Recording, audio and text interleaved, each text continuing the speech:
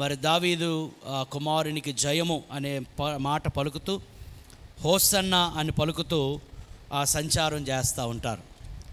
కానీ మనము దానిని ఆచారంగా పాటించము. కానీ సో అలా పాటిస్తే తప్పేమీ కాదు కూడా, కానీ మనము పాటించము. కానీ ఆ మట్టల ఆదివారం రోజున జరిగిన సంగతులను మన జ్ఞాపకం చేసుకుంటూ, ధ్యానం చేసుకుంటూ, వాటిని మన హృదయాల్లోనికి, మన జీవితాల్లోనికి అన్వయించుకుందాం.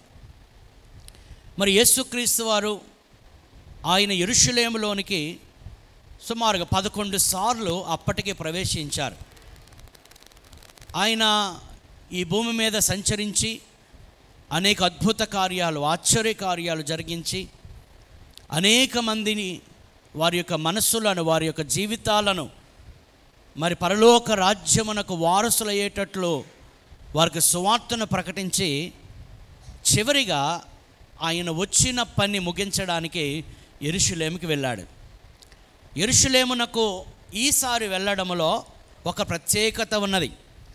11 సార్లు వెళ్ళాడు. కానీ ఈరోజు అంటే మట్టల ఆదివారమున వెళ్ళిన దినము అది చాలా ప్రత్యేకమైనది. ఎందుకు అనంటే చాలా పర్పస్ కొరకు, మిగతా ఉద్దేశాల కొరకు, అద్భుతాలు చేయడం కోసం, వాక్యము బోధించడం కోసం, రోగులను స్వస్థపరచడం కోసం పలుమార్లు ఆయన వెళ్ళి ఉండొచ్చు. కానీ ఇప్పుడు ఆయన యెరూషలేమునకు వెళ్ళింది ఎందుకు అనంటే ప్రజలందరి పాపములకు విమోచన క్రయధనముగా, ప్రాయశ్చిత్తముగా తన ప్రాణం అర్పించడానికి ఆయన వెళ్ళాడు. సో ద పర్పస్ ఫుల్ఫిల్డ్, లేదా ప్రభువు వచ్చిన ఆ యొక్క ఉద్దేశ్యము నెరవేర్చుట కొరకే ఆయన ఇప్పుడు యెరూషలేమునకు ఆయన వెళ్ళిన సందర్భం. ఇది 2000 సంవత్సరాల క్రితం జరిగిన సంగతి. కానీ ఇప్పటికీ కూడా దాని గురించి మనం చేస్తున్నాం.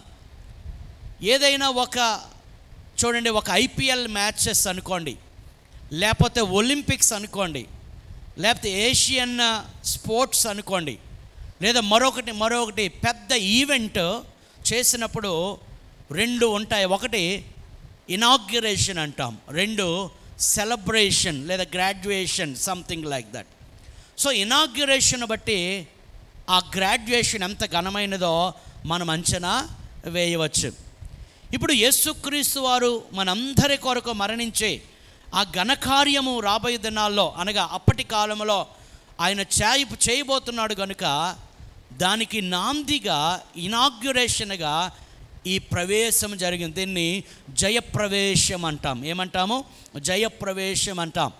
యేసుక్రీస్తు వారు ఒక రాజుగా ఆ యెరూషలేములోనికి ఆయన ప్రవేశిస్తూ ఉన్నాడు. ఈరోజు తర్వాత దీన్ని హోలీ వీక్ అంటాం కదా. సోమవారం నుంచి మరి శనివారం వరకు హోలీ వీక్ అంటాం. శుక్రవారమున యేసుక్రీస్తు మనందరి కొరకు ఆయన మరణించిన దినం గుడ్ ఫ్రైడే. ఈస్టర్ మరుసటి ఆదివారము ఆయన మరణాన్ని జయించి తిరిగి లేచిన రోజు.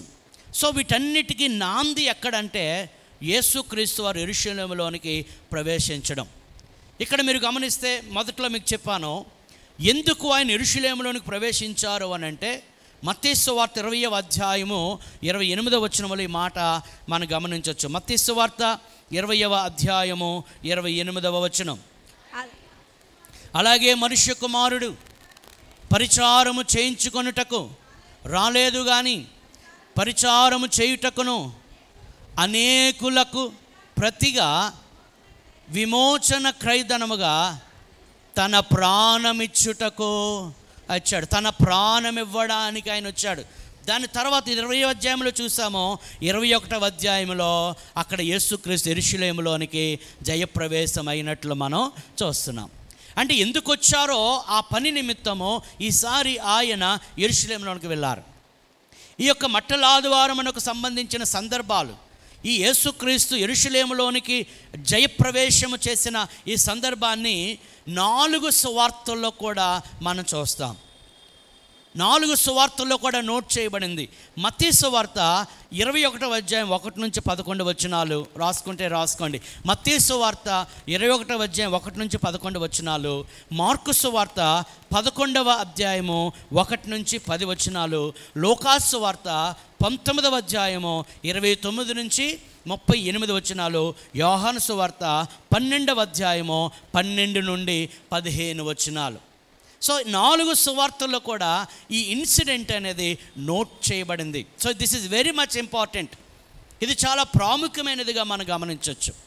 మరి ఈ సన్నివేశం మీరు గమనిస్తే ముఖ్యంగా ఈరోజు మన వాక్య భాగంలో చూస్తే మత్తయి సువార్త 21వ అధ్యాయము 1 నుంచి 11 వచనాలు, అవసరమైతే ఆ 17 వచనం వరకు కూడా మనం ఇక్కడ ధ్యానము చేయొచ్చు. ఇక్కడ యేసుక్రీస్తు వారు మీరు మొదటి నుంచి చూస్తే యెరూషలేమునకు సమీపించి ఒలీవ చెట్ల కొండ దగ్గర ఉన్న బేత్పగేకు వచ్చినప్పుడు యేసు తన శిష్యులలో 2 చూచి, మీ ఎదుటనున్న గ్రామమునకు వెళ్ళుడి, వెళ్ళగానే కట్టబడి ఉన్న ఒక గాడిదయు దానితోనున్న ఒక గాడిద పిల్లయు మీకు కనబడును, వాటిని విప్పి నా యొద్దకు తోలుకొని రండి. వాటిని విప్పి నా యొద్దకు తోలుకొని రండి. ఎవడైనను మీతో ఏమైనను అని ఎడల అవి ప్రభువునకు కావలసి ఉన్నవని చెప్పవలెను. వెంటనే అతడు వాటిని తోలిపెట్టునని చెప్పి వారిని పంపాను. ప్రవక్తల వలన చెప్పబడినది నెరవేరునట్లు ఇది జరిగెను.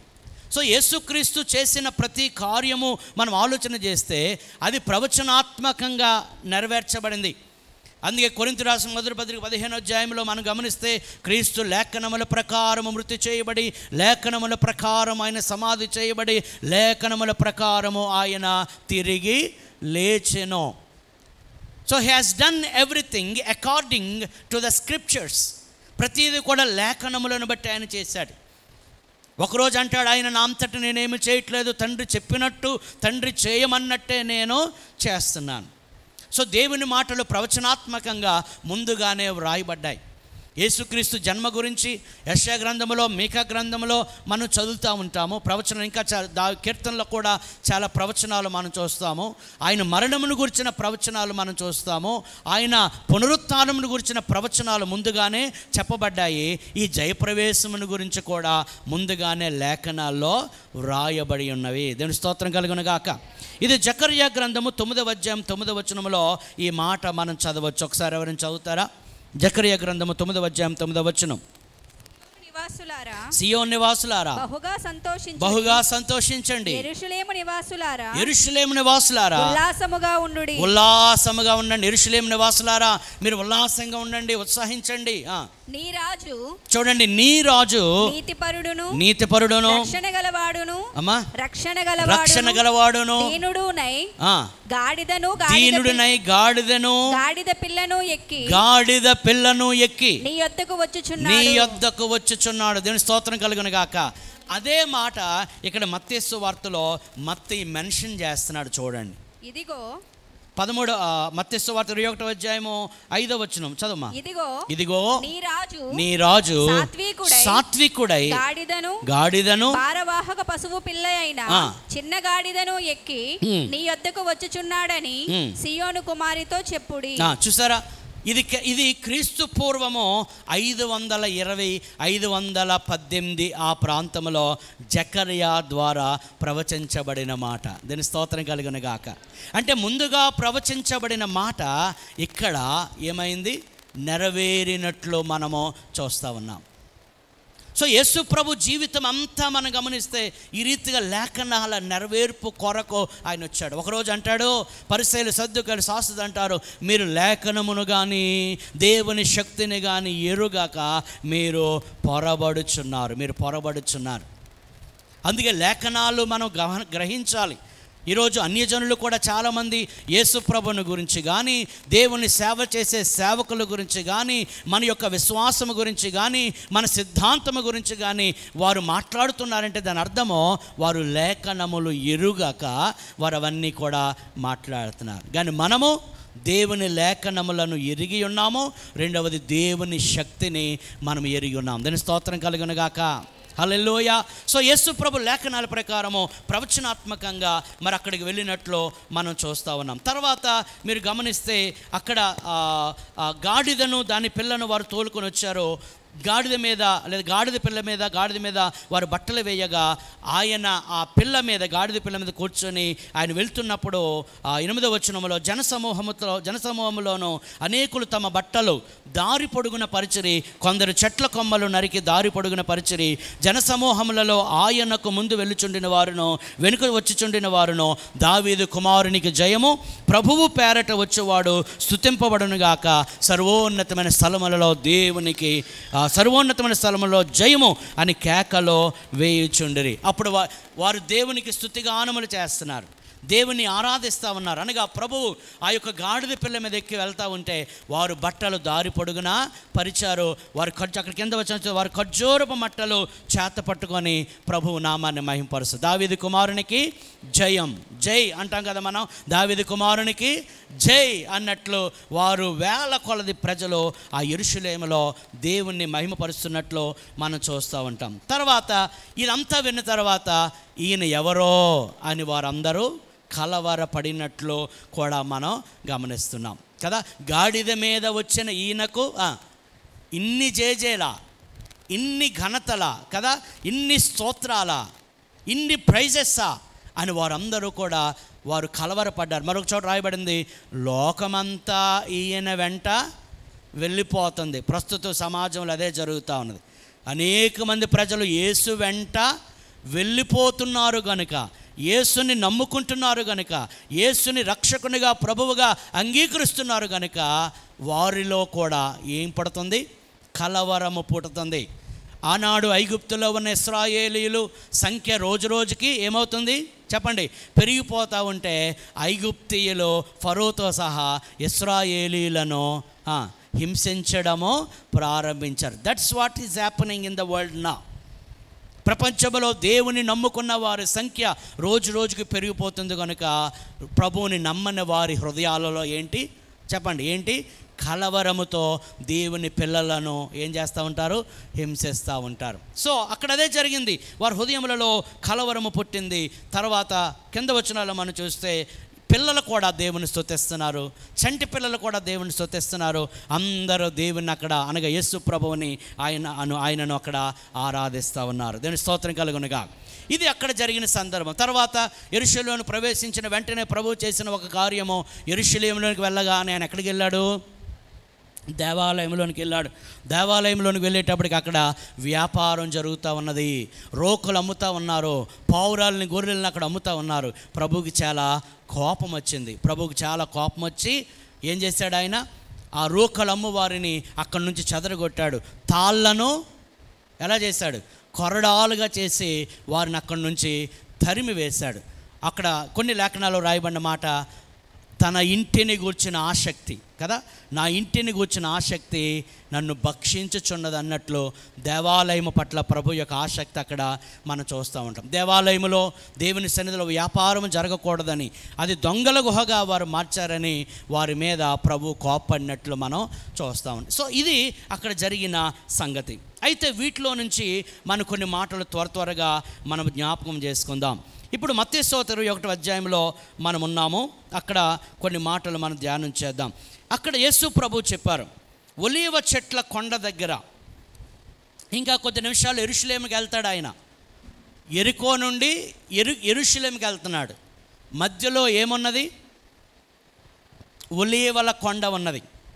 ఇప్పుడు ఒలీవ చెట్ల కొండ దగ్గర ఆయన యెరూషలేమునకు సమీపించి ఒలీవ చెట్ల కొండ దగ్గర ఉన్న బేత్పగేకు వచ్చినప్పుడు యేసు తన శిష్యులలో ఇద్దరిని చూచి చెప్తున్నాడు, మీ ఎదుటనున్న గ్రామమునకు వెళ్ళండి. మీ ఎదుటనున్న గ్రామమునకు వెళ్ళండి.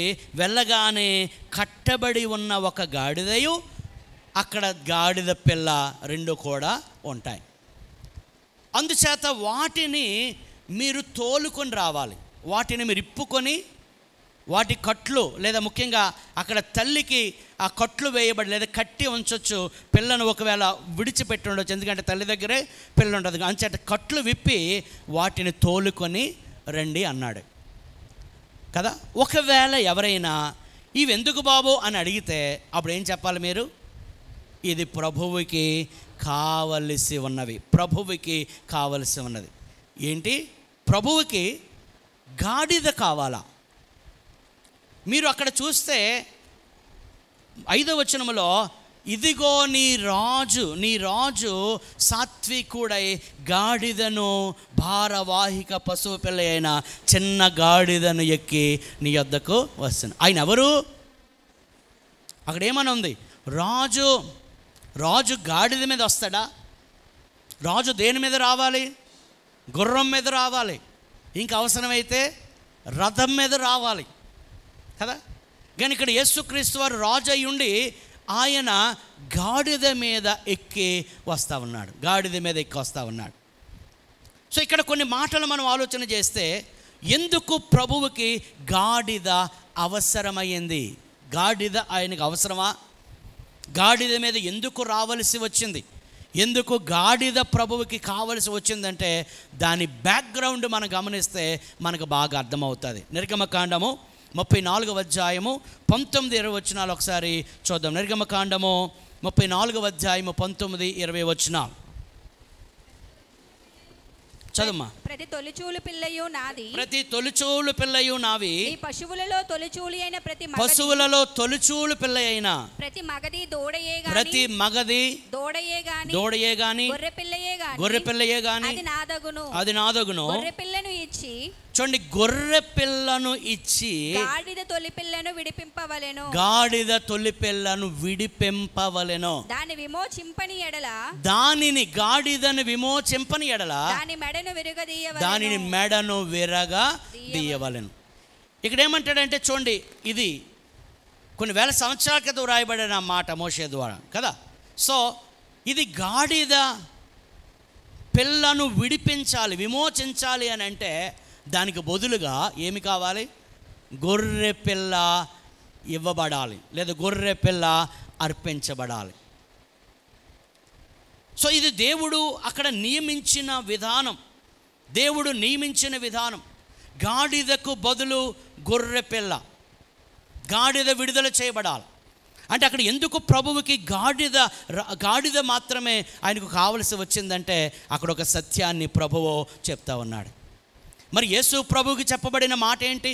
యోహాను సువార్త 1వ అధ్యాయం 29వ వచనములో బాప్తిస్మిచ్చి యోహాను యేసు ప్రభువుకు చెప్పిన మాట, ఇదిగో లోక పాపములు మోసుకొని పోవు దేవుని గొర్రెపిల్ల. హల్లెలూయా, హల్లెలూయా. ఎవరండి ఆయన? మన ప్రభువు అయిన యేసుక్రీస్తు. మన మనుష్యుల పాపములన్నీ కూడా ఆయన మోపబడ్డాయి.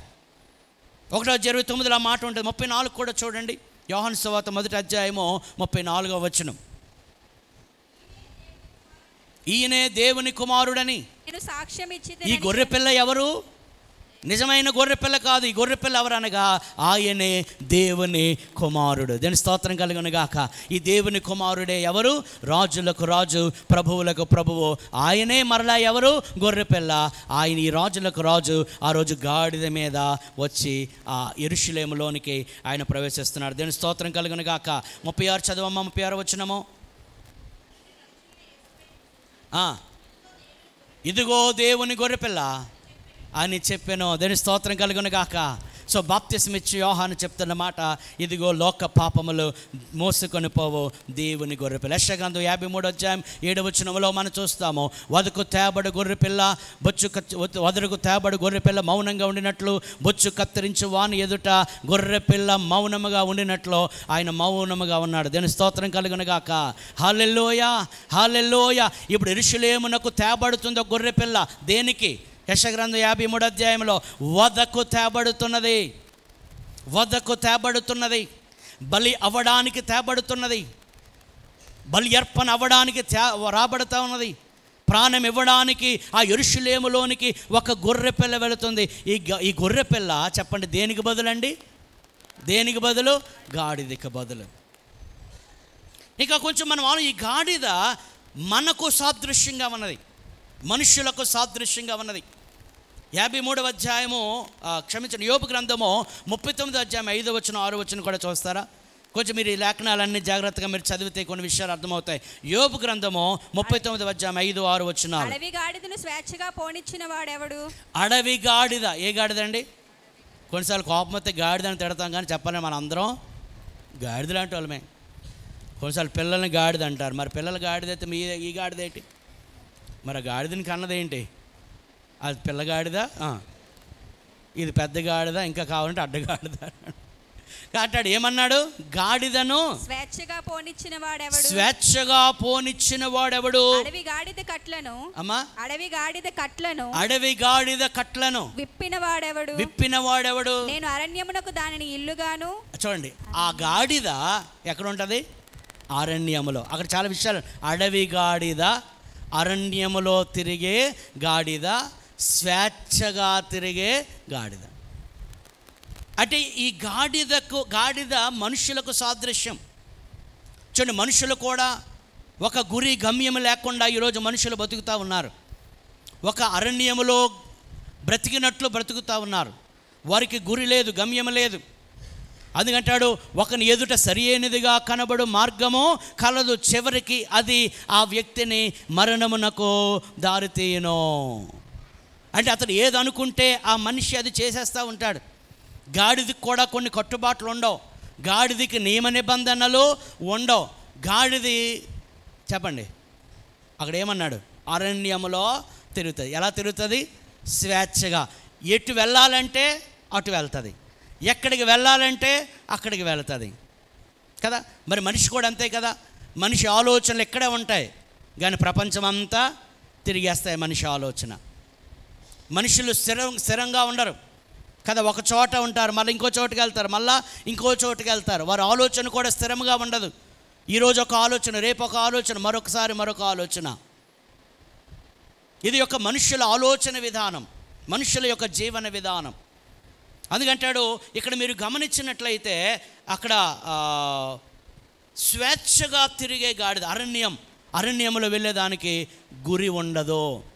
జాగ్రత్త వినాలి. అరణ్యములు ఉండేదానికి ఏముండదు? గురి. మనుషులు కూడా ఈరోజు ఏం లేదు, గురి లేదు.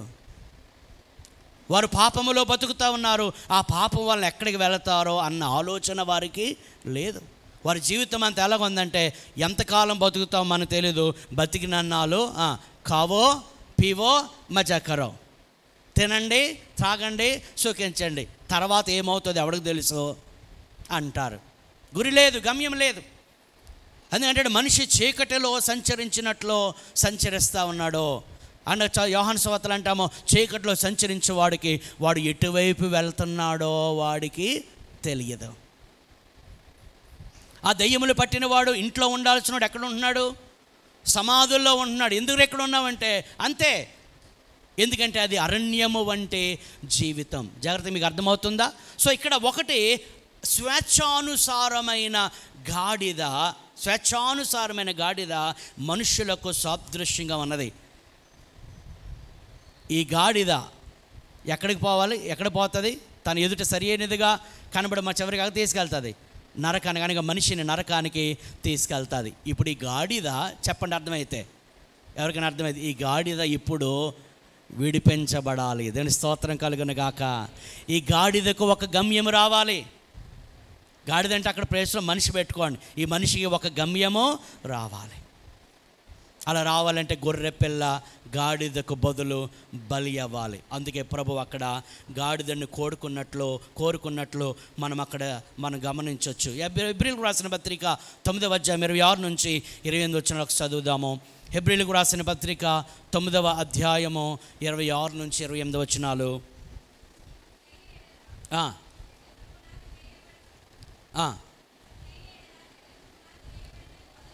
జగత్తు పునాది వేయబడినది మొదలుకొని ఆయన అనేక పర్యాయములు శ్రమ పడవలసి వచ్చును. అయితే ఆయన యుగముల సమాప్తి యందు తన్ను తానే బలిగా అర్పించుకొనుట వలన పాప నివారణ చేయుటకై, తన్ను తానే బలిగా అర్పించుకున్నందువలన పాప నివారణ చేయుటకై. దేనికండి? పాప నివారణ చేయడానికి, అనగా పాపిని విడిపించడానికి. చదమ్మా. ఒక్కసారే ప్రత్యక్షపరచబడెను, ఒక్కసారే ప్రత్యక్షపరచబడెను. మనుషులు ఒక్కసారే మృతి పొందవలెనని నియమింపబడెను. ఆ తరువాత తీర్పు జరుగును. అలాగుననే క్రీస్తు కూడా. చూడండి, ఒకసారి విడిపించబడ్డాం మనం, తర్వాత ఏముంటది? తీర్పు. ఈరోజు యెరూషలేములోనికి రాజుగా ఆయన వెళతా ఉన్నాడు, కానీ మరలా ఈ రాజు మరలా చెప్పండి రాబోతున్నాడు. దేని స్తోత్రం కలుగును గాక. ఇప్పుడు రక్షించడానికి వెళుతున్నాడు, అప్పుడు రక్షించబడిన వారిని మధ్యాకాశంలో చేర్చుకోవడానికి రాబోతున్నాడు. విడువబడిన వారిని శిక్షించడానికి, తీర్పు తీర్చడానికి ఆయన రాబోతున్నాడు. హల్లెలూయా. ఆ తీర్పులో నీవు నేను ఉండకూడదంటే ఈరోజు ఈ గొర్రె పిల్లను మన జీవితంలోనికి మనము ఆహ్వానించాలి. దేని స్తోత్రం కలుగును గాక. రెండవదిగా, గాడిద జంతువులన్నిటిలో అపవిత్రమైనదిగా పిలువబడుతుంది. గాడిద, పంది అవి ఓకే. పక్షులలో అపవిత్రమైనదిగా పిలువబడేది పాత నిబంధన కాల ప్రకారము కాకి. మీకు అర్థమవుతుందా? సో ఇప్పుడు ఈ గాడిద యెరూషలేములో ఏమున్నది? యెరూషలేము ఏ పట్టణం అంటాం సాధారణంగా? పరిశుద్ధ పట్టణము. యెరూషలేములో ఏమున్నది? పరిశుద్ధ దేవాలయం ఉన్నది. ఇప్పుడు యేసుప్రభు ఎక్కడికి వెళ్తున్నాడు? యెరూషలేము పరిశుద్ధ పట్టణం అని పిలువబడే యెరూషలేము పట్టణంలోనికి వెళ్తున్నాడు, పరిశుద్ధ దేవాలయానికి వెళ్తున్నాడు. పరిశుద్ధ దేవాలయములోనికి, పరిశుద్ధ పట్టణములోనికి వెళ్ళడానికి గాడిదకు ఎంట్రన్స్ లేదు. అర్థమవుతుందా? గాడిదకి ఎంట్రన్స్ లేదు, గాడిదకి ఆ ప్రవేశం లేదు. అది పరిశుద్ధమైన పట్టణం. ఇది మీరు మరలా ప్రత్యక్ష గుడారమును, దేవుని దేవాలయమును గమనిస్తే ప్రాకారము, పరిశుద్ధ స్థలము, అతి పరిశుద్ధ స్థలం. అతి పరిశుద్ధ స్థలములోనికి ఎవ్వరూ అడుగు పెట్టడానికి వీలు లేదు, పాపులు అడుగు పెట్టడానికి వీలు లేదు. ప్రభు ఎంత గొప్పవాడంటే ఈ గాడిదను పరిశుద్ధ పట్టణంలో తీసుకెళ్తున్నాడు. దేవుని స్తోత్రం కలుగును గాక. ఎంతమందికి అర్థమైందో ఆలోచించండి. పరిశుద్ధ పట్టణంలో ప్రవేశార్హత లేని ఈ గాడిదను ఆయనే దగ్గరుండి చెప్పండి పరిశుద్ధ పట్టణంలోనికి ఆయన ప్రవేశింపజేస్తాడు. ఈ పరిశుద్ధ పట్టణం ఏంటి? పరలోక పట్టణం. పరలోకంలో ఎవరు ఉంటారు? దేవుడు ఉంటాడు. పరలోకం ఏ ప్రదేశమో? పరిశుద్ధ స్థలం. ఆ పరలోకములో వెళ్ళడానికి పాపులకు ప్రవేశము లేదు. హల్లెలూయా. అయితే ఇప్పుడు దేవుడు మనకు ఆ పరలోక పట్టణములో ప్రవేశించడానికి అర్హత ఆయన కలిగిస్తూ ఉన్నాడు. ఇది ఎవరి వల్ల వచ్చింది? గాడిద తనంతట తాను ఆ పరిశుద్ధ పట్టణములోనికి ప్రవేశించలేదు. ఎవరు కావాలి? ఆ గాడిదను తీసుకెళ్ళే యేసయ్య కావాలి. హల్లెలూయా. అందుకన్నాడు ఈ గాడిద నాకు చెప్పండి కావాలి. ఎందుకు కావాలి అని అంటే దాన్ని బలి ఇవ్వడానికి కాదు, ఆ గాడిదను పరిశుద్ధ పట్టణంలో ఇందాకన్నా మీ గాడిద ఎవరికి సాదృశ్యము? మనుష్యులకు సాదృశ్యం. మనుషులందరూ పాపము చేసిన వారు పరలోక రాజ్యం అనే పరిశుద్ధ పట్టణంలోనికి వారు ప్రవేశించలేరు. కానీ ప్రభు మనల్ని పట్టుకొని చెప్పండి ఎక్కడికి? పరలోకానికి తీసుకెళ్తున్నాడు. దీని స్తోత్రం కలుగును గాక. మనం ఎవ్వరము అర్హులము కాదు, కానీ యేసయ్య మనల్ని పట్టుకొని పరలోక రాజ్యానికి తీసుకెళ్తున్నాడు. పేతురు రాసిన మొదటి పత్రిక 3వ అధ్యాయము 18-19 వచనాలు చూడండి. పేతురు రాసిన మొదటి పత్రిక 3వ అధ్యాయము 18-19 వచనాలు. ఎలయనగా చూడండి మనలను దేవుని యొద్దకు తెచ్చుటకు, హల్లెలూయా, దేవుని యొద్దకు తెచ్చుటకు. 2 వచనాలు కలిపితే ఆయన శ్రమపడినని మాట చూస్తున్నాం. దేవుని యొద్దకు తేవడానికి ఆయన శ్రమ పడ్డాడు. దేవుడు ఎవరు? పరిశుద్ధుడు. మనం ఎవరమే? పాపులం. మనలను పరిశుద్ధుని యొద్దకు, దేవుని యొద్ద తీసుకురావాలి అని అంటే మధ్యవర్తిగా ఒకరుండాలి. ఆయనే మన ప్రభువైన యేసుక్రీస్తు. దేవుని స్తోత్రం కలుగును గాక. మనలను దేవునితో జత కలపడానికి, పాపి అయిన మనిషిని పరిశుద్ధుడైన దేవునితో జత కలపడానికి ఒకరు శ్రమ పడవలసి వచ్చింది, ఒకడు ప్రయాస పడవలసి వచ్చింది, ఒకరు తన ప్రాణాన్ని అర్పించవలసి వచ్చింది. ఆయనే మన ప్రభువైన యేసుక్రీస్తు. దేవుని స్తోత్రం కలుగును గాక. హల్లెలూయా, హల్లెలూయా. అపవిత్రులమైన మనలను పరిశుద్ధ పట్టణంలోనికి ప్రవేశింపజేయడానికి ఆయన ఆ రోజు యెరూషలేము పట్టణంలో ప్రవేశించాడు. రోమిలికి రాసిన పత్రిక 5వ అధ్యాయం 19వ వచనంలో ఒకని విధేయత వలన మనుషులందరూ దోషులుగా ఎలాగో తెచ్చబడ్డారో ఒకని విధేయత వలన మనుషులందరూ చెప్పండి నీతిమంతులుగా తీర్చబడ్డారు. మనందరము ప్రభువు వలన నీతిమంతులుగా తీర్చబడ్డాం. మూడవదిగా ఈ గాడిద ప్రభువుకి కావాలి. ఈ ఎన్నిక లేని, అర్హత లేని కదా, పనికిరాని, అసహ్యమైన, అపవిత్రమైన ఈ గాడిద ప్రభువుకి కావాలి. ఎప్పుడైతే ప్రభువుకి కావాలని అడిగారో వారు తీసుకుని వచ్చారు. తీసుకుని వచ్చిన తర్వాత ఆయన ఆ గాడిద మీద బట్టలు వేశారు. ఆయన వెళతా ఉంటే కిందన కూడా ఏమేశారు, ఆ వీధులలో బట్టలు పరిచారు. వారు బట్టలు పరిచారు. ఖర్జూరపు మట్టలు చేత పట్టుకొని ప్రభువుని ఆరాధించడము మనం అక్కడ చూస్తూ ఉన్నాం. ఎప్పుడైతే ఈ గాడిద పిల్ల మీద ఈ గాడిద ప్రభువుకి చెప్పండి కావాలి. కొరింథీయులకు రాసిన మొదటి పత్రిక, నెమ్మదిగా మాటలు నేర్చుకుంది. కొరింథీయులకు రాసిన మొదటి పత్రిక 1వ అధ్యాయము 28, 29 వచనాలు చూడండి. కొరింథీయులకు రాసిన మొదటి పత్రిక 1వ అధ్యాయం 28, 29 వచనాలు. సహోదరులారా మిమ్మును పిలిచిన పిలుపును చూడండి. అక్కడ గుర్రాన్నో లేకపోతే మరొక దాన్నో కోరలేదు ఆయన పిలుపు చాలా విచిత్రంగా ఉంటుంది. చదవండి అమ్మా. మీలో లోకరీతిని జ్ఞానులైనను గనులైనను గొప్ప వంశపు వారైనను అనేకులు పిలువబడలేదు గాని దేవుని ఎదుట అతిశయింపకుండునట్లు, మనం ఎవ్వరు అతిశయించకుండునట్లు చూడండి జ్ఞానులను సిగ్గుపరచునట్లు లోకములో ఉన్న వెర్రి వారిని దేవుడు ఏర్పరచుకొని దేవుని సిస్టమ్, దేవుని యొక్క పద్ధతి వేరుగా ఉంటుంది. బైబిల్ గ్రంథంలో పేతురు, యోహానులు వారు ఎవరండి? జాలరులు. కానీ దేవుడు వారిని చెప్పండి ఎన్నుకున్నాడు, ఏర్పరచుకున్నాడు. ఇక్కడ గాడిద మనం గమనిస్తే అది ఒక అసహ్యకరమైనదిగా కదా, అది స్వేచ్ఛానుసారంగా తిరిగే క్రమము లేనిదిగా ఉన్నది. కానీ ప్రభు అంటాడు ఈ గాడిద నాకు కావాలి. దేని స్తోత్రం కలుగును గాక. హల్లెలూయా. అక్కడ ఏమంటాడు? జ్ఞానులను సిగ్గుపరచుటకు చెప్పమ్మా. లోకములో ఉన్న వెర్రి వారిని దేవుడు ఎవరిని ఏర్పరచుకున్నాడండి? ఎవరిని ఏర్పరచుకున్నాడు? వెర్రి వారిని. చదవమా. బలవంతులైన వారిని సిగ్గుపరచుట కొరకు లోకములోనున్న ఎవరిని? బలహీనులైన వారిని ఏర్పరచుకున్నాడు. ఎన్నికైన వారిని వ్యర్థము చేయుటకు లోకములో నీచులైన వారిని, లోకములో ఎవరిని? నీచులైన వారిని, తృణీకరింపబడిన వారిని, ఎన్నిక లేని వారిని దేవుడు ఏర్పరచుకొని ఉన్నాడు. హల్లెలూయా. దేవుని స్తోత్రం కలుగును గాక. అవన్నీ క్వాలిటీస్ చెప్పండి ఎవరివే? మనవే. వెర్రి వారిని, ఎన్నిక లేని వారిని, తృణీకరింపబడిన వారిని, బలహీనులను ఆయన అంటాడు. ఈ పిలుపు చూడండి, ఆయన పిలుపు.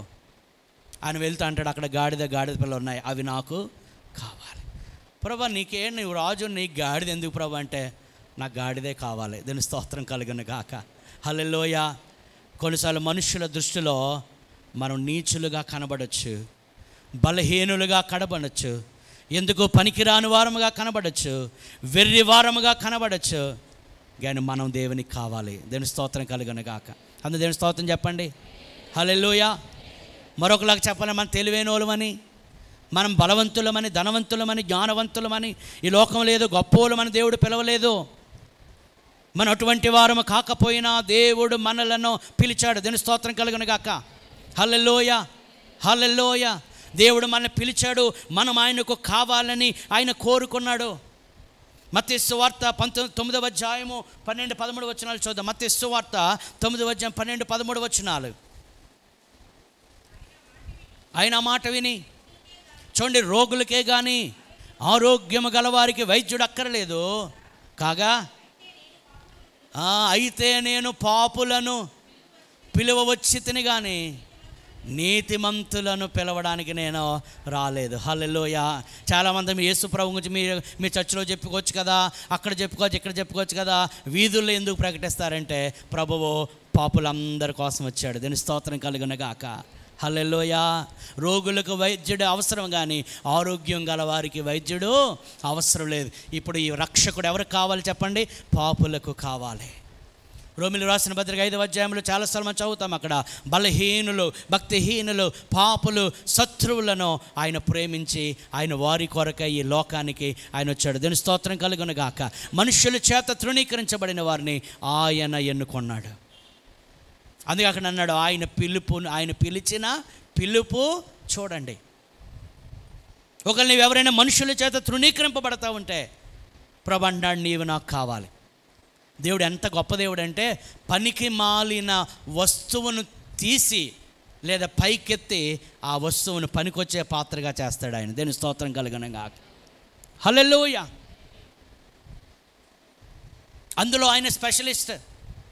పాపులను పవిత్రులుగా చేయడంలో, బలహీనులను బలవంతులుగా చేయడంలో, ఎన్నిక చేయబడని వారిని ఎన్నికయ్యే ఉన్నతమైన స్థలములో ఉంచడంలో ఆయన specialist.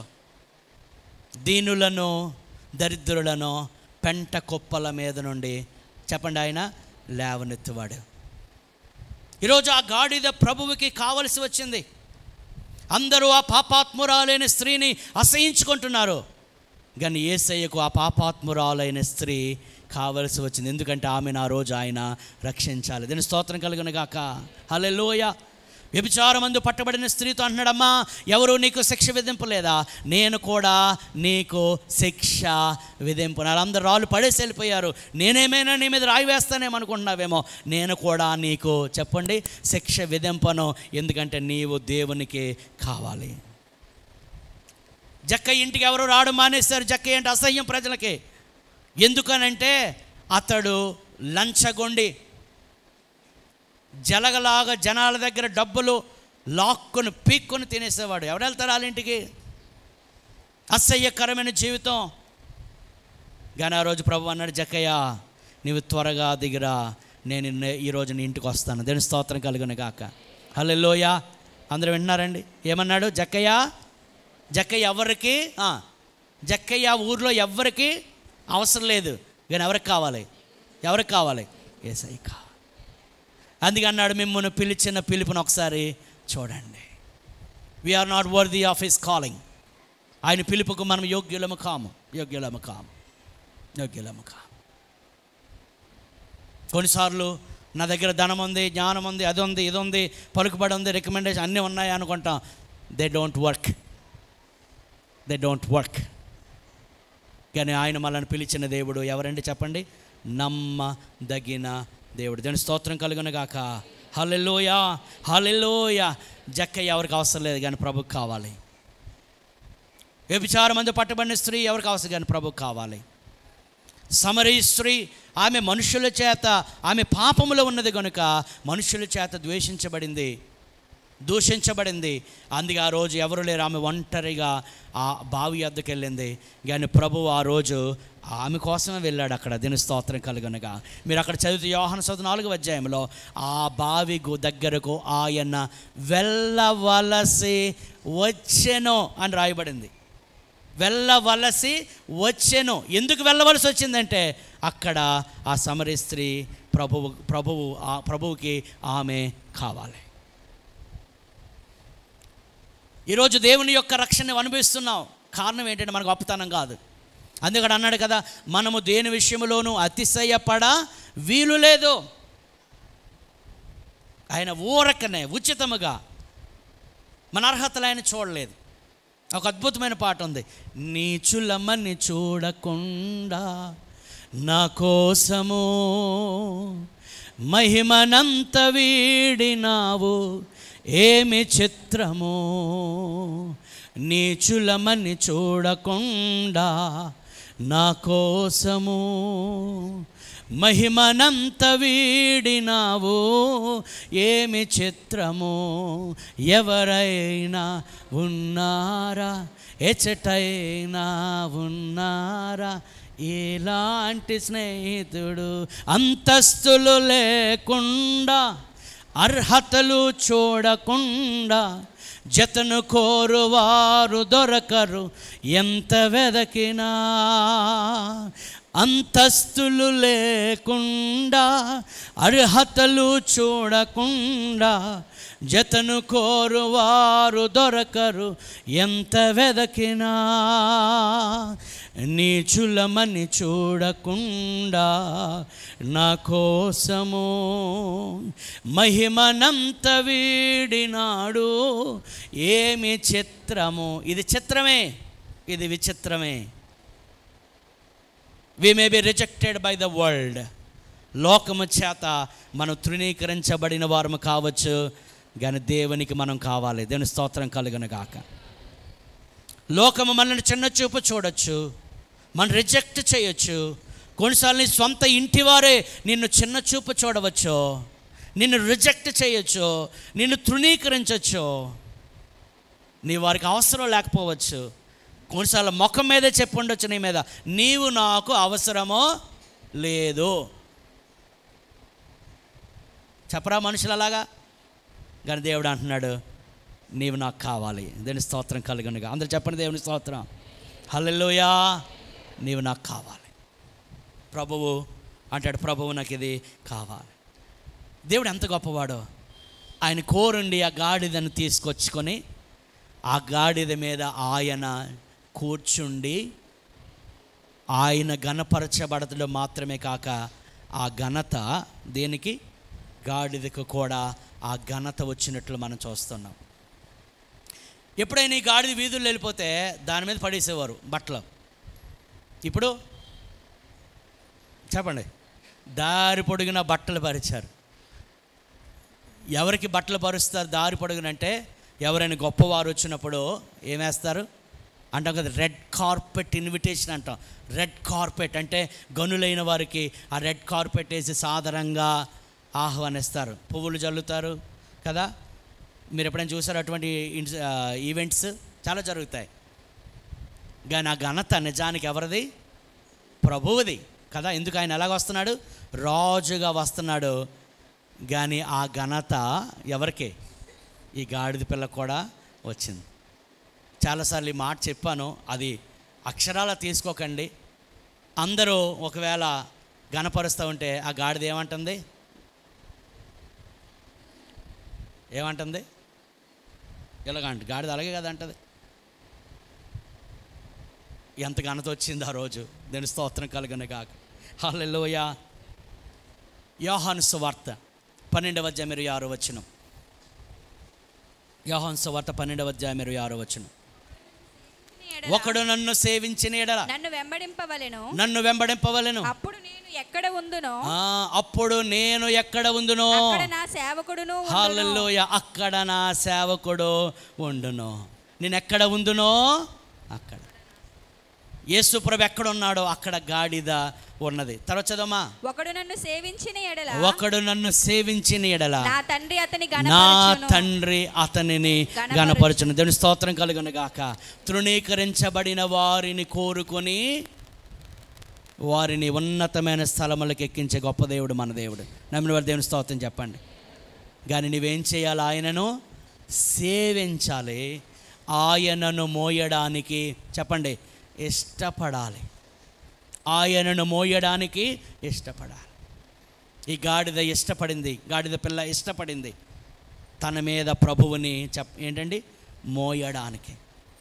If you carry Jesus all through your life, నీ జీవితంలో ప్రభువుని మోసుకుంటా వెళ్తే నీవెక్కడికి వెళ్ళినా అక్కడ దేవుడు నీకు ఏమిస్తాడు?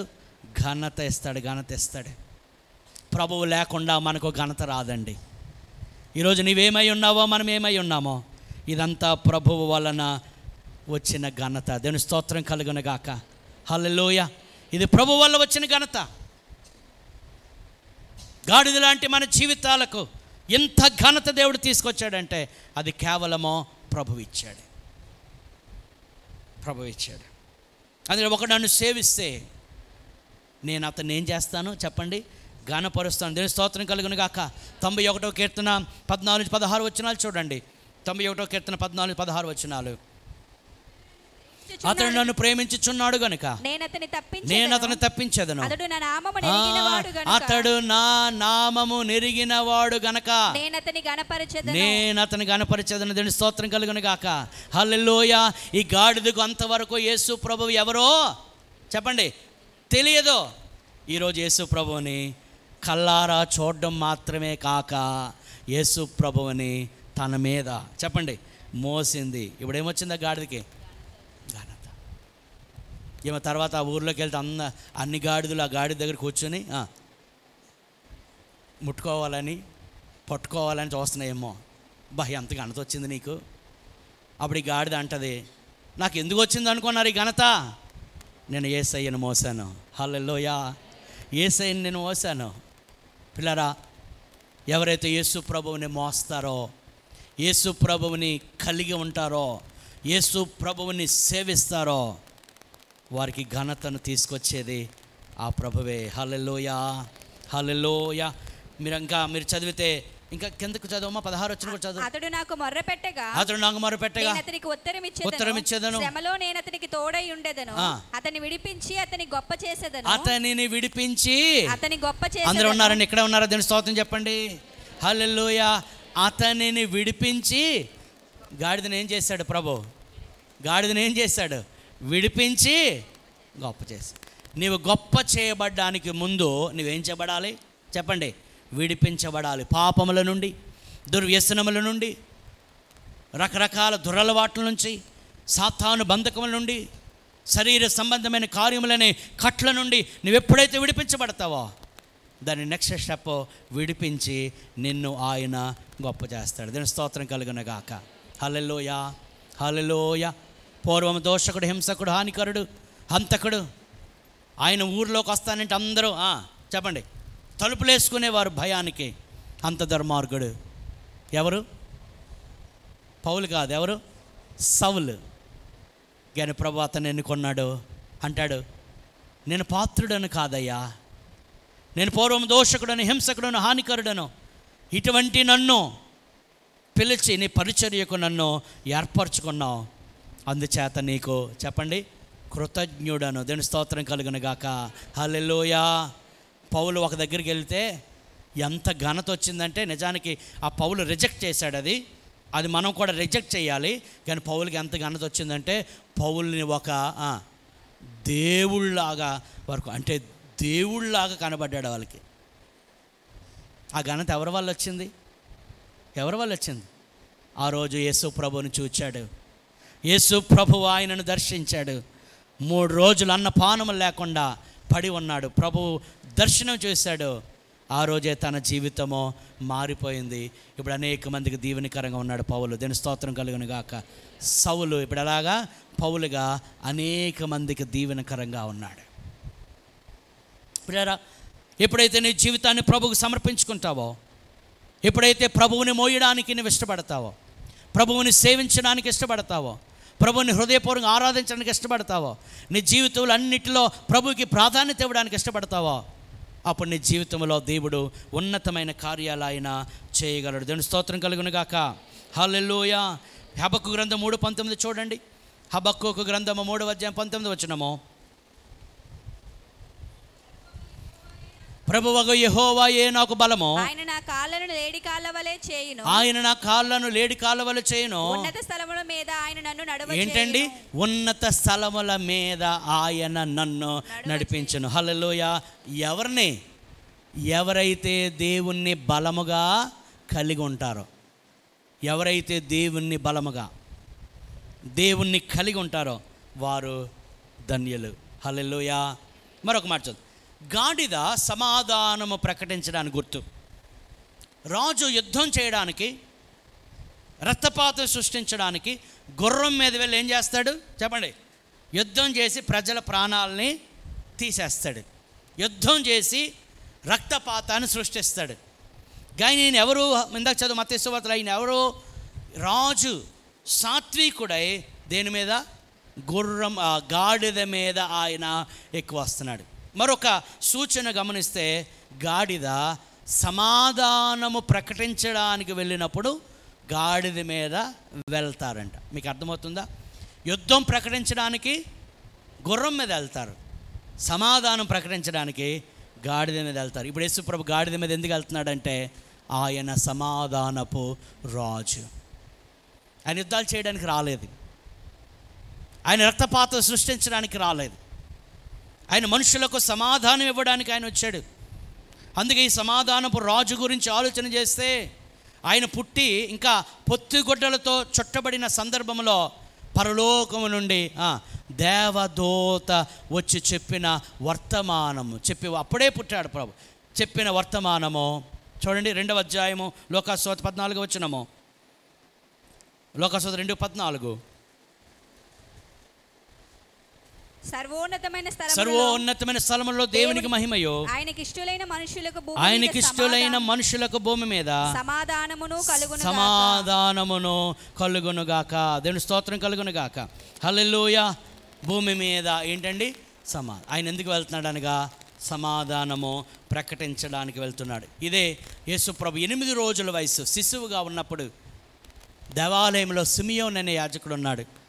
అక్కడికి వెళ్ళినప్పుడు తల్లి మరియా యోసేపులో ఈ చంటి బిడ్డ అని యేసయ్యను అతని ఒడిలో పెట్టారు. అప్పుడు వెంటనే ఆ సిమియోను చెప్పిన మాటలు చూడండి. 2వ అధ్యాయం 29 చదవమా. నాథా ఇప్పుడు నీ మాట చెప్పునా. ఏంటండి? ఇప్పుడు నీ మాట చొప్పున సమాధానముతో నీ దాసుని పోనిచ్చున్నా. హల్లెలూయా, హల్లెలూయా. అంటే ఎప్పుడైతే యేసయ్యను చూశానో నాకేం కలిగింది? సమాధానం. ఎందుకో ఆయన సమాధానమునకు కర్త. హల్లెలూయా. అంచేత యేసు ప్రభువు మనలోనికి వస్తే మన జీవితంలో శాంతి సమాధానం ప్రవేశిస్తాడు. అలాగే ఈ గాడిద దీనత్వమునకు సూచన. అందుకంటాడు యేసుక్రీస్తు దీనుడై సాత్వికుడై ఆ గాడిద పిల్ల మీద ప్రయాణించి వెళతా ఉన్నాడు. దీని స్తోత్రం కలుగునగాక. ఆయన సాత్వికుడిగా వచ్చాడు. ఆయన రాజే కానీ తన్ను తాను ఆయన ఏం చేశాడండి? తగ్గించుకున్నాడు. ఇక్కడ కూడా ఒక లెసన్ మనకి ఇవ్వబడుతుంది. మనము దీనులుగా ఉండాలి, దీనులుగా సాత్వికులుగా తగ్గించుకున్న వారుగా. అందుకని క్రీస్తు యేసును కలిగిన ఈ మనస్సును మీరు కలిగి ఉండండి. దీని స్తోత్రం కలుగునగా. ఇది గాడిద గురించిన విషయాలు. ఇప్పుడు ఈ గాడిద మీద కూర్చున్న యేసు గూర్చిన విషయాలు. ఆ గాడిద మీద కూర్చున్న ఈయన ఎవరు? అక్కడ మీరు గమనిస్తే ఈయన ఎవరో అని అందరూ అక్కడ ఏం చేస్తున్నారట? కలవరపడుతున్నారు. ఈయన ఎవరు? ఇంత ఘనత ఈయనకి ఎలాగొచ్చింది? చాలామంది యెరూషలేములోనికి ప్రవేశించారే, కానీ యెరూషలేములోనికి ఆయన వస్తూ ఉంటే ప్రజలందరూ ఏంటి ఆర్భాటాలు, ప్రజలందరూ ఏంటి స్తుతి కేకలు, ప్రజలందరూ ఏంటి ఇలాగ ఆరాధించడం, కేకలతో ఘనపరచడం ఏంటి అని ప్రజలకు ఒక రకమైన కలవరము మనం అక్కడ చూస్తూ ఉన్నాం. అయితే ఈ గాడిద మీద ఎక్కినవాడు, కూర్చున్నవాడు ఎవరు అనగా ఆయన రాజులకు రాజు. అదే మాట అక్కడ చూస్తున్నాము. ఈ రాజు 5వ వచనము, ఇదిగో ఈ రాజు సాత్వికుడై గాడిదను, ఈ రాజు సాత్వికుడై గాడిదను, భారవాహిక పసిపిల్లైన చిన్న గాడిదను ఎక్కి నీ యొద్దకు వచ్చిన సియోను కుమార్తెతో చెప్పుడి. శిష్యులు వెళ్ళి యేసు తమకు ఆజ్ఞాపించిన ప్రకారము చేసి ఆ గాడిదను దాని పిల్లను తోలుకుని వచ్చి వాటి మీద బట్టలు వేయగా ఆయన బట్టల మీద కూర్చుండెను. జనసమూహములోను అనేకులు తమ బట్టలు దారి పొడుగున పరిచిరి. అంటే దాని అర్థం ఏంటంటే ఈయన ఎవరు చెప్పండి? ప్రజలు ఏమని గుర్తించారు? ఆయన రాజు అని ఇందాక చెప్పానే, రెడ్ కార్పెట్ ఇన్విటేషన్ అన్నట్లు వారి బట్టలో దారి పొడుగున పరిచి ఈ రాజులకు రాజు అయిన ప్రభువుకి వారు పిలుస్తూ ఉన్నారు. మీరు పాత నిబంధన గ్రంథంలో రాజులు 2వ గ్రంథము 9వ అధ్యాయం 13వ వచనం చూడండి. అక్కడ మనకు క్లియర్గా కనబడుతూ ఉంటుంది. ఒక రాజుకి పట్టాభిషేకం చేసినప్పుడు ఈ పని వారు చేస్తూ ఉంటారు సాధారణంగా. రాజుల మొదటి గ్రంథము 2వ గ్రంథము 9వ అధ్యాయం 13వ వచనం. యెహూ బయలుదేరి తన యజమానుని సేవకుని యొద్దకు రాగా ఒకడు ఏమి సంభవించినది ఆ వెర్రివాడు నీ యొద్దకు వచ్చిన హేతువేమని 9:13 అమ్మా. అంతటా వారు తమ వస్త్రములను పట్టుకొని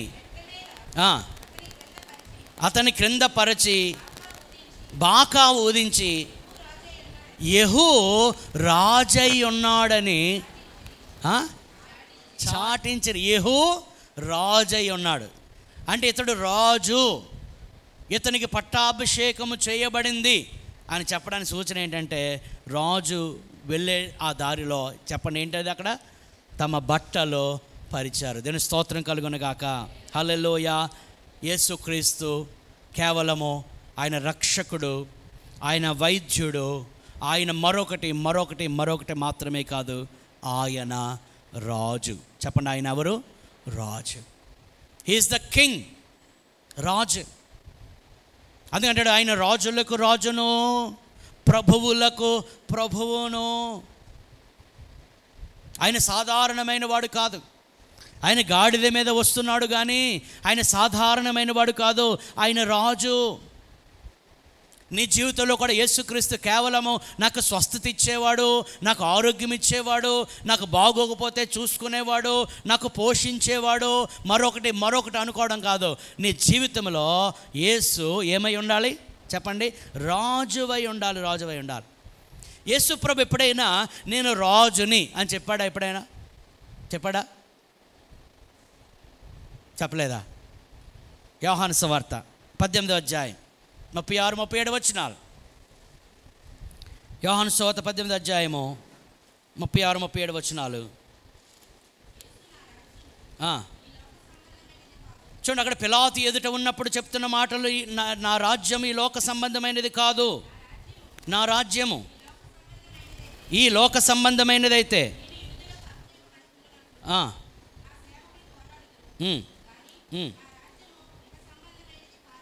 నా రాజ్యము ఇహ సంబంధమైనది కాదనెను. అందుకు పిలాతు, నీవు రాజువా? ఆయనను అడిగి ఏమన్నాడు? నీవు ప్రభు ఏమన్నాడు? మీ రాజ్యమే నా రాజ్యమేనా అన్నాడు. నా రాజ్యం ఈ లోక సంబంధమైనది కాదన్నాడు. అప్పుడు పిలాతుడు, నువ్వు రాజువా అని అంటే ఏమన్నాడు? యేసు, మెల్లిగా చదవాలమ్మ, గాబరపడు. యేసు అంటున్నాడు, నీవన్నట్టు నేను రాజునే. హల్లెలూయా. చెప్పడా లేదా?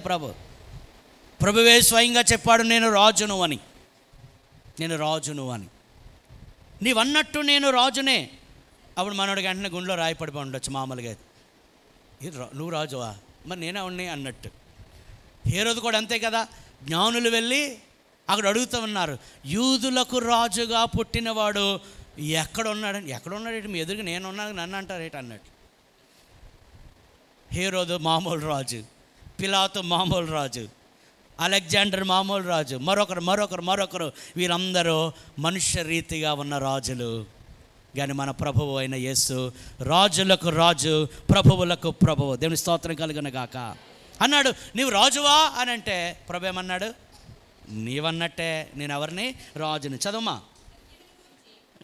నీవన్నట్టు నేను రాజునే, సత్యమును గురించి సాక్ష్యం ఇచ్చి నేను పుట్టుతుని, ఇందు నిమిత్తమే ఈ లోకమునకు వచ్చేతుని, సత్య సంబంధి అయిన ప్రతి వాడును నా మాట వినును అనగా ప్రతి ఒక్కడు నా మాట వినాలి. రాజుగారి మాట రాజ్యంలో ఉన్న వాళ్ళు వినకపోతే ఏమవుతుంది? సో ఎవరైతే యేసు ప్రభుని రాజుగా ప్రతిష్ఠించుకున్నారో, ప్రభువుగా ప్రతిష్ఠించుకున్నారో వారందరూ ఈ రాజు మాట చెప్పండి వినాల్సిందే. ప్రశ్న, కానీ ఆ రాజు మాట వింటున్నారా? లేదండి మా ఇంట్లో ఒక రాజు ఉన్నాడు, ఆడి మాట వింటున్నాడు. ఆ రాజు కాదు, ఆ రాజు వేరు. ఆ రాజు మహారాజు తండ్రి అంటే ఇంకో రాజు, బంగారు రాజు, పైడి రాజు, ఆ రాజు, ఈ రాజు. ఆ రాజు కాదు. నీ రాజు ఒక ఆయన ఉన్నారు. ఆయన ఎవరు? ఆయన ఎక్కడ ఉన్నారు? ఆ రోజు యెరూషలేములోనికి గాడిద మీద వెళ్ళిన రాజు ఈరోజు ఇదే రాజు మన హృదయాలలో ఉన్నాడు. దేవుని స్తోత్రం కలుగును గాక. మన హృదయానికి రాజు ఆయనే. దేవుని స్తోత్రం. మన జీవితానికి రాజు ఆయనే. కొంతమంది జీవితాలకు రాజు ప్రభు ఆయనే, కానీ కొంతమంది జీవితాలకు ఇంకా రాజు ఆయన కాలేదు. వారి డబ్బే వారికి రాజు, అంటే డబ్బు చెప్పినట్టల్లా వింటూ ఉంటారు. వారి జ్ఞానము వారికి రాజు, ఈ లోక సంబంధమైన శరీరాశ, నేత్రాశ, జీవపు డంబము వారికి రాజు. కొంతమందికి సాతాను రాజుగా ఉన్నాడు, కొంతమందికి లోకమే రాజుగా ఉన్నది. కానీ నీకు నాకు మనందరికీ ఎవరు రాజుగా ఉండాలి? యేసుక్రీస్తు రాజుగా ఉండాలి. ఆయనను ప్రభువుగా ఉండాలి. నా ప్రశ్న ఏంటంటే, నీ జీవితంలో నిన్ను నడిపిస్తున్నది ఎవరు? నడిపిస్తున్నది ఎవరు? అంత మా ఇంట్లో అంత ఆయన చెప్పినట్టు అవుతుందండి. ఓకే, ఆయన చెప్పినట్టు అవనివ్వండి, కానీ ఈ ఆయన కన్నా చెప్పండి మరొక ఆయన ఉన్నాడు. ఆయన ఎవరు? ప్రభు. కొంతమంది అంటారు, అంతా మా పిల్లల్ని అడిగి చెప్తానండి. ఎవరిని? మా పిల్లల్ని అడిగి చెప్తానండి. ఆడేమెంత ఉంటాడు మళ్ళా, ఎవడు ఈ పిల్లోడు ఎంత ఉంటాడు, ఈయన అడిగి చెప్తారట. ఏంటి అంటే వారి జీవితం అంతా ఎవరి చేత అదే చెప్తాదే. కొంతమంది బంధువులు చెప్పింది, ఏ జరిగినా మా వాళ్ళు ఉండాలండి. ఎవరు మా వాళ్ళు అంటే ఎవరు? వాళ్ళు నడిపించిన ప్రకారమే అవ్వాలి. వాళ్ళు అక్కడ అది పెట్టండి అంటే పెట్టాలి, అది పెట్టొద్దు ఇది పెట్టండి అంటే ఇది, అక్కడ తీసి ఇక్కడ పెట్టు, ఇక్కడ తీసి అక్కడ పెట్టు అంటారు కదా, అలాగనమాట. అంత వాళ్ళ చేత నడిపించబడ్డాం. కానీ ఎవరు నీకు రాజు? ఎవరు? నీ బంధువులైన అన్యజనులు ఇచ్చే ఆ సూచనలు వాటి చేత నడిపించబడుతున్నారా? అందుకని అన్యజనుల ఇష్టము నెరవేర్చుచుండుటకు గతించిన కాలమే చాలు. అప్పుడు వాళ్ళు నీకు రాజులుగా ఉండొచ్చు, ఇప్పుడు ఆయన కాదు. నువ్వు ప్రభువుని నమ్ముకున్నావు. అందుకంటే పేతురు రాసిన మొదటి పత్రిక 3వ అధ్యాయంలో అంటాడు, ఈ క్రీస్తును ప్రభువుగా ఏం చేయండి? ప్రతిష్ఠించుకోండి. You have to led by this king of kings. ఈ రాజులకు రాజు అయిన ప్రభువు నిన్ను నడిపించాలి. నువ్వేం చేయాల్సి వచ్చినా మొదట ఎవరి దగ్గరికి వెళ్ళాలి? ఎవరి దగ్గరికి? రాజు యొద్దకు వెళ్ళాలి. ప్రభువా, ఇది నీ చిత్తమేనా? అందుకని యజమానుని చిత్తం ఎరిగియు అలాగూ చేయని వానికి మామూలు దెబ్బలు కాదు. ఏమన్నాడు అక్కడ లోకసవతలో? అనేకమైన అనరం కదా. రాజు తలుచుకుంటే కొన్నిసార్లు కొంతమంది అనవసరంగా దెబ్బలు తింటున్నారు. ఎందుకంటే రాజు చెప్పింది చేయడం లేదు, వారికి తోచినట్లు చేసుకుంటా పోతున్నారు.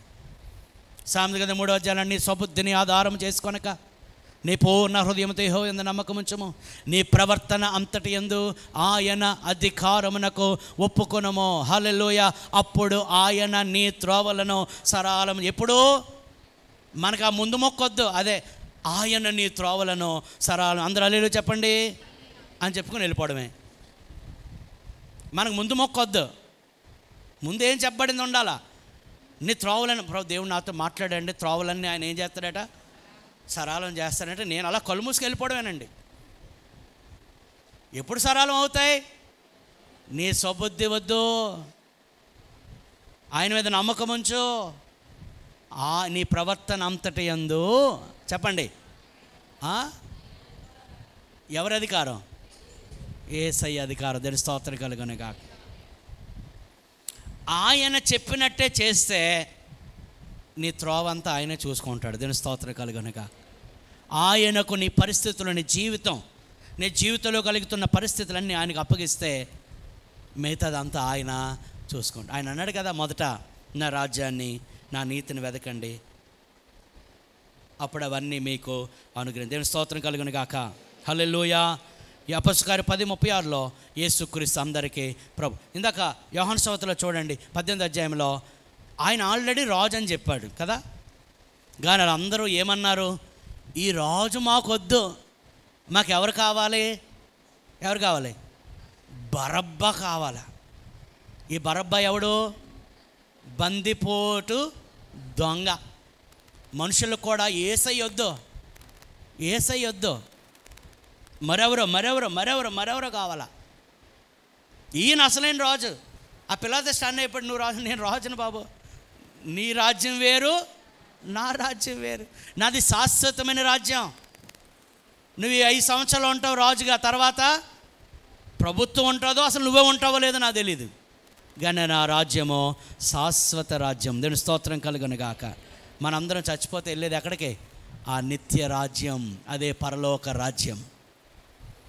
ఈ రాజు యెరూషలేములోనికి వెళ్ళింది ఎందుకు అనంటే, నీ కొరకు నా కొరకు మరణించి సమాధి చేయబడి తిరిగి లేచి పరలోకానికి వెళ్ళి మరలా రాబోతున్నది ఎందుకనంటే, ఆయన వచ్చేలోపు ఎవరెవరైతే ఆయన రాజ్యములోనికి చేర్చబడతారో వారందరికీ ఆ నిత్య రాజ్యంలో ఉంచడానికి. దీని స్తోత్రం కలుగును గాక. అందుకే ప్రభువు అన్నాడు, పరలోక రాజ్యము సమీపించింది, మీరు మారు మనస్సు. నువ్వు మారు మనసు పొందకపోతే ఈ రాజు యొక్క రాజ్యంలో మనకు ప్రవేశం లేదు. ఒకరోజు పేతురు అంటాడు, ప్రభా సమస్తం విడిచిపెట్టి నేను వెంబడించాం, మాకేం లాభం అంటే ప్రభు అన్నాడు, నీకేం లాభమా, రాబోయే దినాల్లో నీవు నాతో పాటు సింహాసనం మీద కూర్చుండి వీరందరినీ ఏలుతావన్నాడు. దీని స్తోత్రం కలుగును గాక. ప్రస్తుతానికి దేవుని పిల్లలను మనము మైనారిటీగా తక్కువ వారుగా కనబడచ్చు, కానీ తర్వాత రాజ్యం మనదే. హల్లెలూయా. యుగ యుగాలు తరతరాలు ఎవరితో? యేసు ప్రభుతో పాటు ఆయన రాబోతూ ఉన్నాడు. మధ్యాకాశానికి ఇప్పుడు గాడిద మీద వచ్చాడు, కానీ ఆయన మధ్యాకాశానికి గుర్రమ్మ మీద ఆయన రాబోతూ ఉన్నాడు. దేవుని స్తోత్రం కలుగును గాక. ఆయన వచ్చినప్పుడు ప్రజలందరూ ఆయనను చూస్తారు. ఆయన మధ్యాకాశంలో 7 ఏండ్ల విందు పరిశుద్ధులకు అవుతా, తర్వాత 1000 ఏండ్ల పరిపాలన ఆయన చేస్తాడు. తర్వాత కొత్త ఆకాశము, కొత్త భూమి, కొత్త నూతనమైన సృష్టి, యుగ యుగాలు తరతరాలు ఇక దేవుని రాజ్యము ఉంటుంది. హల్లెలూయా. ఈ రాజ్యము, ఈ జీవితము శాశ్వతము కాదు, ఆ రాజ్యము నిత్య జీవము శాశ్వతమైనది. అనేక మంది రాజులు మూర్ఖులుగా, క్రూరులుగా, హంతకులుగా, వ్యభిచారులుగా, విలాసవంతమైన జీవితం జీవించేవారుగా, అధికారాన్ని దుర్వినియోగం చేసేవారుగా, సింహాసనం మీద మాత్రమే కూర్చుండేవారుగా, కిరీటాన్ని ధరించేవారుగా ఉన్నారు. కానీ ఈ రాజు, ఏ రాజు? మనము నమ్ముకున్న ఈ రాజు, దేవుని స్తోత్రం కలుగును గాక, యేసు మహారాజు. చెప్పండి, ఎవరు? యేసు మహారాజు. ఆయన పిలాతు, హేరోదు, హూఎవర్ వారు కొంతమందికే ప్రభువు. యేసు క్రీస్తు అందరికీ ప్రభువు. దేవుని స్తోత్రం కలుగును గాక. హల్లెలూయా. వారు మూర్ఖులుగా, క్రూరులుగా, హంతకులుగా, రకరకాలుగా ఉన్నారు, కానీ ఈ యేసయ్య సమాధానపు రాజుగా ఉన్నాడు. దేవుని స్తోత్రం కలుగును గాక. వారు అధికారాన్ని దుర్వినియోగం చేశారు, కానీ ఈ రాజు అధికారాన్ని సద్వినియోగం చేసుకొని ప్రజలకు స్వస్థత ఇచ్చాడు, ప్రజలకు మేలు చేశాడు, ప్రజల జీవితాల్లో వెలుగును నింపాడు, ప్రజల జీవితాలను బాగు చేశాడు.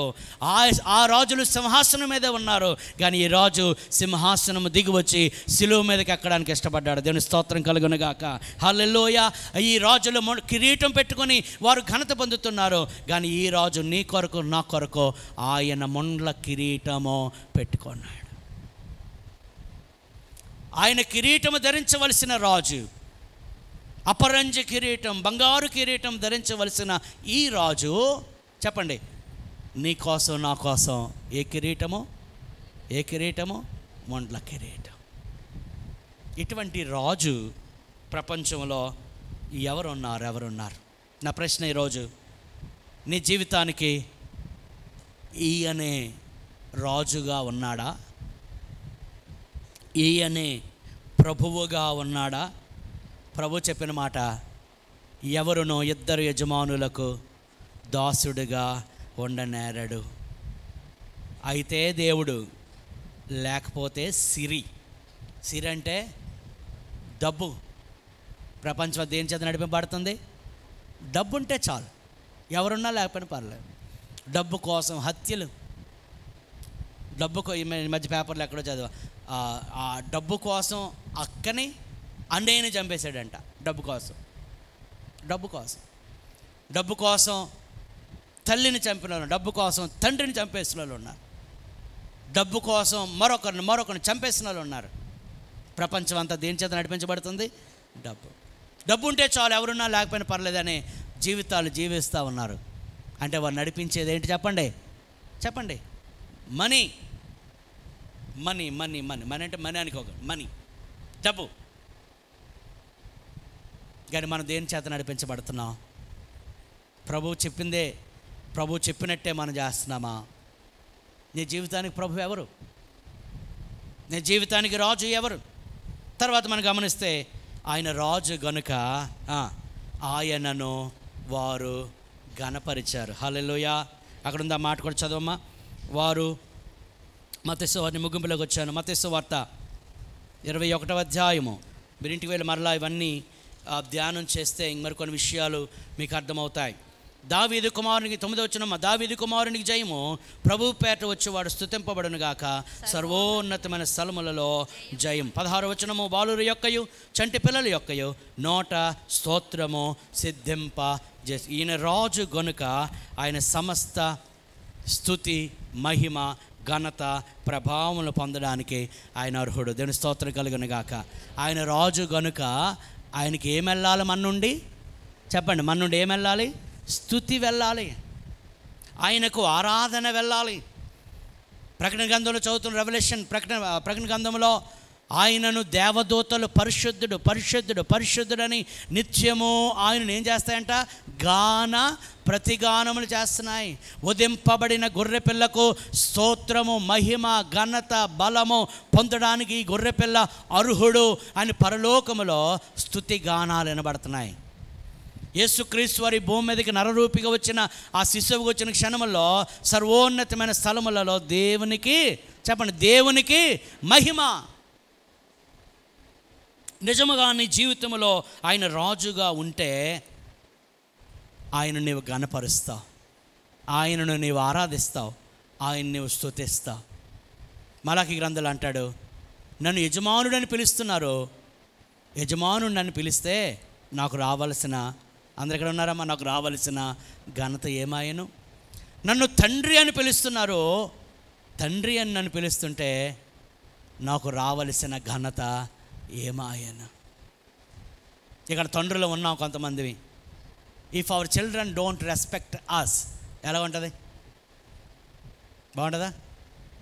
మనం గణపరచకపోతే, మనను గౌరవించకపోతే, మనం అంటే లెక్క లేకుండా ఉంటే ఎలాగుంటుంది? దేవుడు కూడా అలాగే బాధపడతా ఉన్నాడు. అందుకంటాడు, యెహోవాకు రావలసిన స్తోత్రము ఆయనకు ఇవ్వాలి. దీని స్తోత్రం కలుగును గాక. చాలా సంఘాల్లో ఉండే చాలామందికి ఉండే జబ్బు, అందుకే దీన్ని జబ్బు అన్నాను. ఆరాధన టైంలో ఉండరు, ఆరాధన టైంలో ఉండరు. ఏ టైము? వాక్యమే. మరి ఆరాధన వద్దా? ఆయన నిజముగా నీకు రాజు అయితే చెప్పండి, ఆయన ఏం చేస్తావు? స్తుతిస్తావు, ఆయన ఆరాధిస్తావు. మీరు అక్కడ గమనిస్తే వారు ఎలాగండి? అక్కడ చూడండి, నా మొక్కలు ఏమి లేదు. అక్కడ చూడండి 21వ అధ్యాయంలో వారు ఆయన యెరూషలేములోనికి వచ్చినప్పుడు పట్టణం, అక్కడ చూడండి, దావీదు కుమారునికి జయము 9వ వచనం, ప్రభువు పేరట వచ్చేవాడు స్తుతింపబడును గాక, సర్వోన్నతమైన స్థలములలో జయము అని ఎలాగండి? అది కూడా చెప్పట్లేదు. ఎలాగా? కేకలు. ప్రభుని స్తుతించినప్పుడు ఎలాగా? అక్కడ 10 మంది కుష్ఠరోగులు బాగు అయినప్పుడు ఒకడు తిరిగి వచ్చి ఎలాగా? మహాశబ్దముతో గొప్ప స్వరముతో దేవుని స్తుతించాడు. దేవుని స్తోత్రం కలుగును గాక. దేవుని సన్నిధిలో అంత స్వరంతో స్తుతిస్తున్నావా? అదే పక్కింటితో కయ్యాలు ఆడాలంటే ఈ వీధి ఆ చివరిలో కయ్యం ఎక్కడైనా పడుతుంది. ఈ మైక్ అవసరం లేదు వీళ్ళకి. భర్త మీద ఎగరాలంటే, భార్య మీద ఎగరాలంటే అయ్యి బాబాయ్ ఎంత కేకలా కదా. దేవుని సందుకు వచ్చి ఏమని దేవునికి అబ్బా ఎంత మంచి ఆవిడ, అసలు నోట్లో నాలుక లేదు ఈవిడికి. ఈ నాలుక ఎక్కడ ఉండదు, ఎక్కడ? ఇంట్లో. అయ్యో బాబాయ్ ఎంత నాలుక, ఎంత సౌండ్ పెట్టినా డామినేట్ చేస్తారు వీళ్ళు. దేవుని సందుకు వచ్చి మీరు ఇంకా చెప్పారండి తగ్గింపు. ఏంటి తగ్గింపు? నా స్వరం వినబడకుండా తగ్గించుకుంటున్నానండి. వారు కేకలతో దేవుణ్ణి స్తుతించి హల్లెలూయా చెప్పండి గట్టిగా, ఇంకా గట్టిగా. ఓపిక లేదు అనకండి, మీ ఓపిక అంత నాకు తెలుసు. ఇది అయిపోయిందా చూడండి, ఇంటికి వెళ్ళి చూడండి, మీకు ఎంత ఓపిక ఉంటుందో నాకు తెలుసు. ఆ పిల్లోడి మీద, ఆ పిల్ల మీద, భర్త మీద బాబే కై అంటే సౌండ్ కూడా మారిపోద్ది. నిజంగా ఆయన నీకు రాజు అయితే ఆయన ఏం చేస్తావు? మరలా చెప్తున్నా, కొంతమంది ఏంటో మరి సంవత్సరాలు గతించిపోతాయి. మేము పుట్టుక నుంచి ఎవరమండి? క్రిస్టియన్స్ అండి. ఎప్పటి నుండి? పుట్టుక నుండి. ఆరాధనకు రారు. ఆరాధనలో ఉండరు, దేవుని స్తుతించరు, దేవుని ఆరాధించరు. రాజు అయితే ఆయన ఏం చేయాలి చెప్పండి, చెప్పండి, ఘనపరచాలి. దేవుణ్ణి సన్నిధిగా అఫీషియల్గా వచ్చి అఫీషియల్గా కూర్చొని అఫీషియల్గా వెళ్ళిపోయేది కాదు. అవసరమైతే దావీదులాగా చెప్పండి నాట్యమాడి దేవుని స్తుతించాలి. దేవుని స్తోత్రం కలుగును కాదు. ఆయన రాజు అండి. రాజుని ఎలాగా కనపరుస్తామా? కాళ్ళు ఈడ్చుకుంటూ.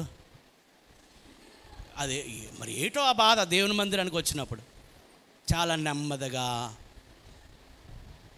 పోనీ నిజంగా ఓపిక లేకపోతే ఏమంటలేదు. కొంతమంది పేషెంట్లు ఉన్నారు, వాళ్ళకి ఓపిక ఉండదు.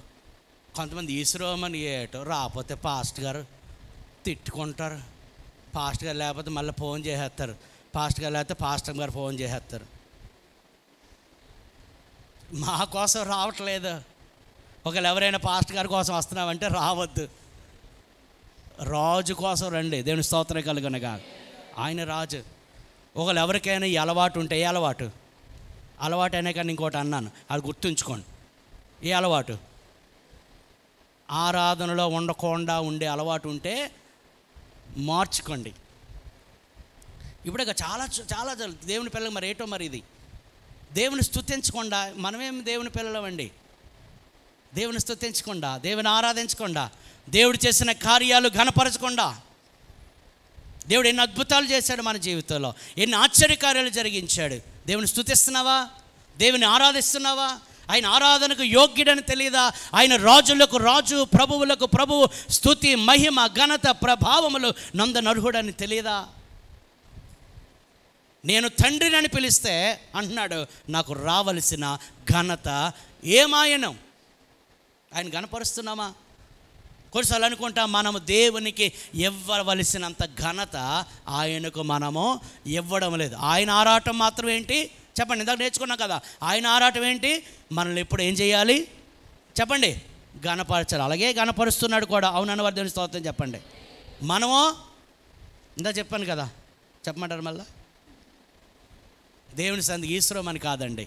నేను దేవుని మందిరానికి వెళ్ళాలి, అందరితో పాటు దేవుని ఏం చేయాలి? నేను ఇంటి దగ్గర చేసుకుంటానండి. ఏంటి?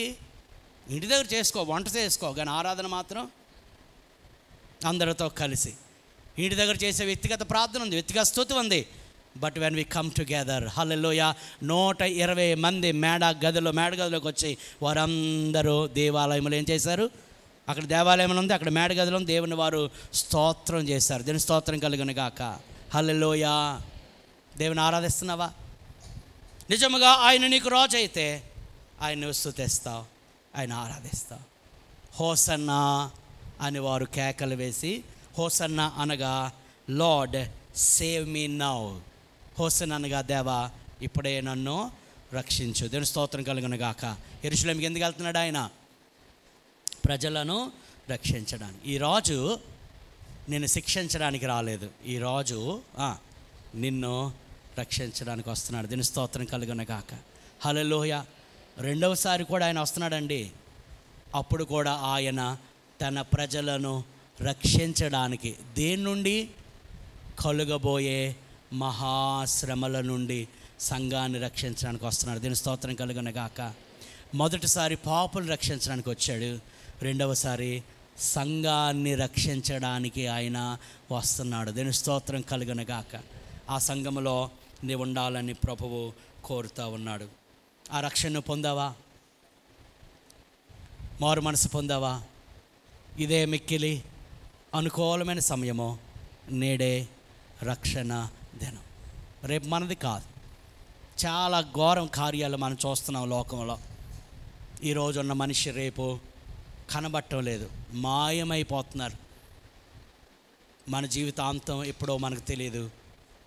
కానీ దినములు ఉండగానే, సమయం ఉండగానే నువ్వు రక్షణ పొందాలి. దేవుని స్తోత్రం కలుగును గాక. హల్లెలూయా, హల్లెలూయా. సో ఆయనకి ఇవ్వాల్సిన ఘనత, మహిమ, ప్రభావంలో ఆయనకి ఆరోపిద్దాం. ఒకటి, గాడిద గురించి నేర్చుకున్నాం. ఆ గాడిద పోలిన వారు ఎవరిమి? మనము. కానీ మనం రక్షించి, మనల్ని విడిపించి మన ఘనత ఇవ్వడానికి ఆయన ఇష్టపడ్డాడు. రెండవదా ఎవరి గురించి నేర్చుకున్నాం? రాజు గురించి. ఆయనకి ఇవ్వాల్సిన అధికారము, ఆయనకి ఇవ్వాల్సిన ఘనత, ఆయనకి ఇవ్వాల్సిన స్తుతి నీవో నేను ఇవ్వవలసిన వారమై ఉంటున్నాము. అటువంటి కృప పరిశుద్ధాత్మ దేవుడు మనకి అనుగ్రహించునుగాక. ఆమేన్. అందరూ తల వంచి కళ్ళు మూసుకొని మరి 2 చేతులు పైకెత్తి ఆయన సన్నిధిలో ఈ రెండు విషయాలు మనం అన్వయించుకొని, దేవా ఈరోజు నాతో మాట్లాడావు, నన్ను దర్శించావు. నేను మట్ల ఆదివారమున జరిగిన సంగతులు మా ఎదుట పుంచావు. మేమేదో ఆ సన్నివేశాన్ని మేము వివరించుకోవడం కాదు, కానీ నువ్వు మాతో ఏం మాట్లాడావో ఆ రీతిగా నీ ఎడల కృతజ్ఞత కలిగి ఉండడానికి సహాయం చేయండి. విలువలేని